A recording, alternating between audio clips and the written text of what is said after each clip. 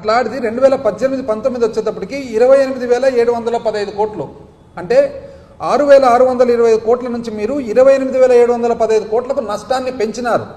2022-23 నాటికి, ఎందుకంటే అకౌంట్స్ అక్కడ వరకు వచ్చినాయి కాబట్టి, కంపెనీస్ కాబట్టి 29,110 కోట్లు.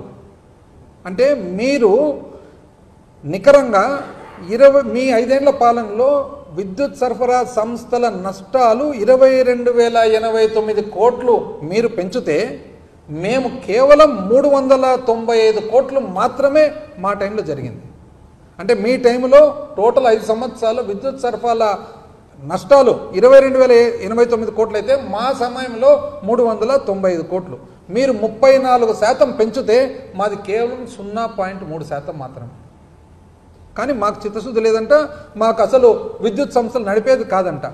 పూర్తి అప్పులు, విద్యుత్ సంస్థలు అన్నిటికి కలిసిన అప్పులు చూస్తేనండి, విభజన నాటికి 29,552 కోట్లు ఉండగా, మీరు దిగిపోయేటప్పటికి 5 ఏళ్ల పాలన తర్వాత 86,215 కోట్లు అయింది. మేము దిగిపోయేటప్పటికి 1,22,518 కోట్లు. అంటే మీ 5 ఏళ్ల పాలనలో ఏవైతే అప్పులు విద్యుత్ సంస్థల అన్నిటికీ కంబైన్డ్గా, జెన్కోలు, ట్రాన్స్కోలు అన్నిటి కలిపిన అప్పులు చూస్తే 56,664 కోట్లు మీ 5 ఏళ్లలో అప్పులు పెరిగితే, మా సమయంలో 36,603 కోట్లు అండి. అంటే సంవత్సరం మీద సంవత్సరం సగటు చూసుకున్నట్లయితే CAGR, compounded annual growth rate, మీ 5 ఏళ్ల పాలన 23.8, అంటే 24% మీరు పెరిగితే, మాది 7% పెరిగిందండి. అయినా కూడా ఇదే విధంగా చెప్తారు మీరు. ట్రూ అప్ ఛార్జీలు అండి, ట్రూ అప్ ఛార్జీలు అని చెప్పేసి 2014-19 మీరు ఇప్పుడు ఇంతకుముందు చెప్పినట్లుగా 6,625 కోట్ల నుంచి 28,717 కోట్లకు పెరిగినప్పుడు 22,089 కోట్లు నష్టాల్లోకి వచ్చింది. APERC ఎలక్ట్రిసిటీ రెగ్యులేటరీ కమిషన్ ఏం చేస్తారు, వాళ్ళు దీన్ని ట్రూ అప్ కింద మళ్ళా వినియోగదారులకు యాడ్ చేస్తారు. యాడ్ చేస్తే మీరు చేయలే. ఎందుకు చేయలే మీరు? మేము చేయము, మేము పెంచము అన్నారు. మీరు చేయకున్నందువలన మేము చేయాల్సి వచ్చింది సంస్థలు నడిచేదానికి. అక్కడికి కూడా మేము కేవలము 2,300 కోట్లు మాత్రమే వినియోగదారుల మీద వేయడం జరిగింది. మీరు అల్లరి చేస్తారు. ఎట్లా మీరు కానీ, జనసేన పార్టీ కానీ, కూటమి కానీ ఎట్లా చేస్తారు? అసలు ట్రూ అప్ అంటే ఏమి? FPCCA అనేది కొత్త పదం మీరు తెచ్చినారు. ఇప్పుడు మీరు చేస్తుండేదండి. 5 నెలల్లోనే మీరు 6,072 కోట్లు 5 నెలల్లోనే మీరు ఇప్పుడు fuel and power purchase cost adjustment వేస్తూ 5 నెలల్లోనే. ఇది కాక ఇంకా 12,000 కోట్లు వేసేదానికి రెడీ చేసి ఇంచుమించు 18,000 కోట్లు మీరు వినియోగదారుల మీద వేసేదానికి. నిజమా కాదండి? 6,000 ఆల్రెడీ వేసినారు, 12,000 లైన్లో వేసేదానికి. ఇప్పుడు ఆర్టీసీకి సంవత్సరానికి 1,500 కోట్లు రాష్ట్ర ప్రభుత్వం ఇవ్వలేనందువలన ఆర్టీసీ ఆ 500 కోట్లు బ్యాంకులో అప్పు తీసుకుంటే ఎంట్రీ ఎన్నిసార్లు రాస్తారండి? ఒకసారి రాస్తామా, 2 సార్లు రాస్తామా? ఒక్క ఎంట్రీ వస్తుంది. రాష్ట్ర ప్రభుత్వం ఆర్టీసీకి కడితేనేమో బ్యాంకుకు తిరిగి కట్టేస్తారు. మీరేం చేస్తున్నారు? ఈ 36,000 కోట్లు 2 ఎంట్రీలు డబుల్ ఎంట్రీ చేస్తున్నారు. ఎట్లా చేస్తారు డబుల్ ఎంట్రీ? మీరు సివిల్ సప్లైస్కు, విద్యుత్ సంస్థకు మీరు డబ్బులు కట్టవలసిన అవసరం ఉంది కాబట్టి, మీరు కట్టలేదు కాబట్టి వాళ్ళను పోయి అప్పు తీసుకోమన్నారు. అప్పుడు అప్పు ఒకటే అవుతుంది. మీరేమంటున్నారు? బ్యాంకు అప్పు రాస్తున్నారు, మీరు ఇవ్వవలసినది వేస్తున్నారు. ఎట్లా అవుతుందండి అది? ఎవరు తీయాలండి గుంజీలు? ఇప్పుడు ఏంది గుంజీల పంచాయతీ? నాకు అర్థం కాలే. నెక్స్ట్ మీరేమంటున్నారు? గవర్నమెంట్ గ్యారంటీస్ వాల్యూమ్ 5, 5వ వాల్యూము మీ డాక్యుమెంట్సే కదండి ఇచ్చిండేది, మీరే కదా ఇచ్చిండేది. మీరు ఇచ్చిన గవర్నమెంట్ డాక్యుమెంట్స్ లాస్ట్ పేజ్కి పోదామండి. లాస్ట్ పేజ్కి పోతే ఎంత వస్తుంది? సెప్టెంబర్ 30 నాటికి 1,51,568 కోట్లు. 1,51,568 కోట్లు. మీ పుస్తకాలను ఎంత చూపిస్తున్నారండి? మీరు కానీ కానీ 1,54,797 కోట్లు. ఎందుకు ఈ తేడా? ఒకటి సెప్టెంబర్ ఎంట్రీ, ఒకటి మార్చ్ ఎంట్రీ. కాబట్టి ఈ ఇంత సింపుల్ పరిస్థితి మీరు ఎందుకు, అంటే మీరు అర్థం నిజంగా కావడం లేదా? మీకు రాంగ్గా చెప్తున్నారా? లేదా అర్థమై కూడా మీరు ఎందుకులో ఒప్పుకుండేదని అంటున్నారా? నెక్స్ట్ అప్పు మేమంటే ఎక్కువ చేసిండేది. ఒక్కసారి 2014-15 నుంచి ఓపెన్ మార్కెట్ బారోయింగ్ అంటే మీరు రిజర్వ్ బ్యాంక్ నుంచి తీసుకునేది ఒకసారి చూద్దామండి. ఎంత వచ్చింది? 2014-15 మీరు 8.49 అంటే 8.5% మాదిరిగా రౌండ్ ఆఫ్ చేసి చెప్తాను. 8.5% వడ్డీ ప్రకారంగా తీసినారు. 2015-16 మీరు 8.3% వడ్డీగా తీసుకున్నారు. 2016-17 7.5%గా తీసుకున్నారు. 2017-18 7.5%గా తీసుకున్నారు. 18-19 8.5%గా తీసుకున్నారు. దాని తర్వాత మేము కదండి వచ్చిండేది. మేము వచ్చిన తర్వాత 7.5, 8, 7.2, 6.5, 7, 7.8. ఎవరండి తక్కువ రేటుకి తీసుకునేది? అంటే ఓపెన్ మార్కెట్ బారోయింగ్స్లో కూడా మీరు ఎక్కువ శాతం తీసుకున్నారంటే అర్జెంటుగా తీసినందుకే కదా వడ్డీ ఎక్కువ వచ్చినది. మళ్ళీ మాకు చెప్తారు రాజకీయంగా మన ఆర్థికంగా మాకు చిత్తశుద్ధి లేదంట. Pending payments మీరేమంటున్నారండి? 1,13,244 కోట్లు. ఎక్కడ చూపించండి? మేము చూపించినాం. మేము 2019లో బడ్జెట్ పెట్టినప్పుడు చూపించినాం. ఎట్లా చూపించినామండి?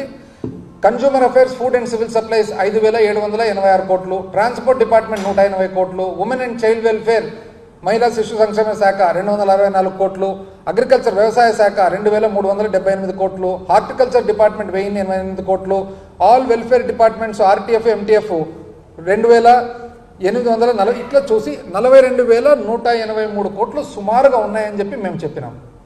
మీరు 1,13,000 కోట్లు అని అంటున్నారు. ఎక్కడ? ఊరికే ఫిగర్ చెప్తే ఎట్లా?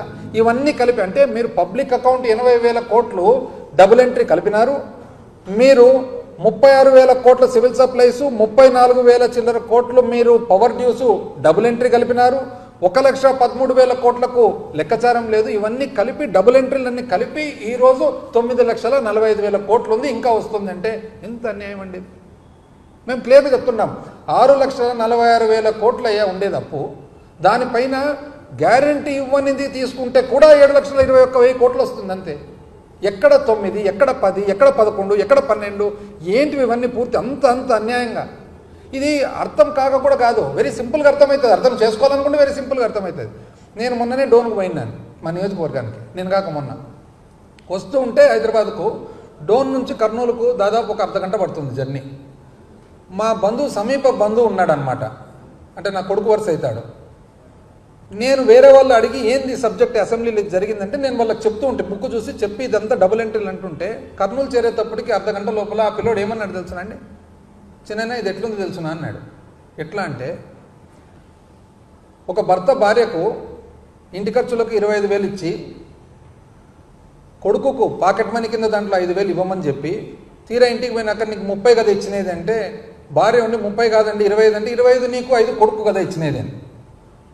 అంటే ఒక పిల్లోనికి అర్ధగంట జర్నీ కారులో కూర్చొని నేను మాట్లాడిన అకౌంట్స్ అన్ని కలిపి అంత శుభ్రంగా అర్ధగంటలో అర్థం చేసుకుంటే మీకు అర్థం కాదండి? ఇది ఎవరికి అర్థం కాదా? మీకు అర్థం కాదు.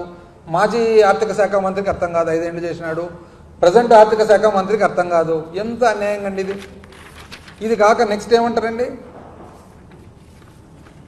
కాక్కు కూడా లెక్కలు ఇవ్వలేదంట. కాక్కు ఇవ్వలేదండి లెక్కలు. కాక్కు లెక్కలు ఇవ్వకుంటే ఈ కాగ్ రిపోర్ట్లు ఎట్లా వచ్చినాయండి? ఇవి కాగ్ రిపోర్ట్లు మీరు ఎట్లా టేబుల్ చేసినారు? మేము లెక్కలు ఇవ్వకుంటే మీరు ఎట్లా టేబుల్ చేస్తారు? అంటే కాక్కు లెక్కలు ఇవ్వాలన్నా తీసుకుంటారు వాళ్ళు.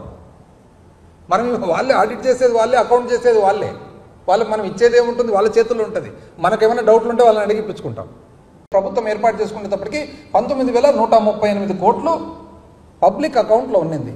అంటే ఎంప్లాయీస్కు సంబంధించినది డిపాజిట్స్ ఇతర ఏవైతే ట్రాన్సాక్షన్లకి అంటే కన్సాలిడేటెడ్ ఫండ్లకి రాష్ట్ర ఆదాయానికి సంబంధం లేకుండా ఉండే డబ్బులు కేవలం రాష్ట్రం బ్యాంకర్ మాదిరి టెంపరీగా మనం రాష్ట్రం దగ్గర పెట్టే డబ్బులు ఏదైతే పబ్లిక్ అకౌంట్ అంటామో 19,138 కోట్లు ఉన్నిందండి.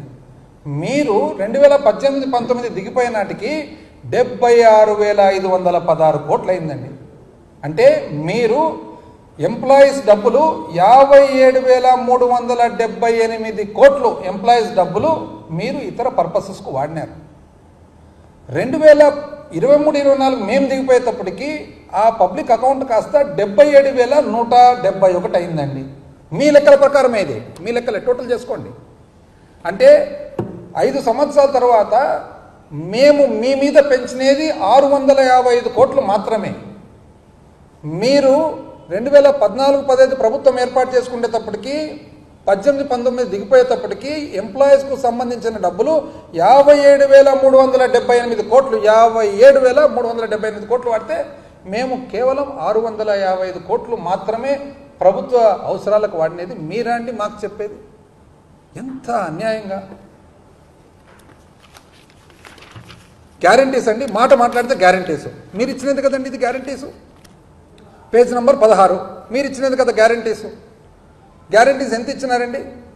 పవర్ కానీ అదర్ కానీ గ్యారంటీస్ చూస్తే 30 అంతా కలిస్తే 1,54,797 కోట్లు మీదే కదండి ఫిగర్. మళ్ళీ ఏ విధంగా ఈరోజు చెప్తున్నారు దీంట్లో చూపించిన ఫిగర్ కాదని? ఏ విధంగా మీరు గ్యారంటీలు ఎక్కువ అంటున్నారు? ఏ విధంగా కార్పొరేషన్ అప్పులు ఎక్కువ అని అంటున్నారు? ఎంత అన్యాయం అండి. ఎందుకు ఇట్లా అంటే మీకు అర్థం కావడం లేదా, లేదా అర్థం కానట్లు మీరేమన్నా ఇది చేస్తున్నారా? నాకైతే చాలా విచిత్రంగా ఉంది అసలు ఇది. పోనీ మీరు ఇచ్చిన అకౌంట్స్ కదండి, ఇది కాక ఇదేందండి ఇది?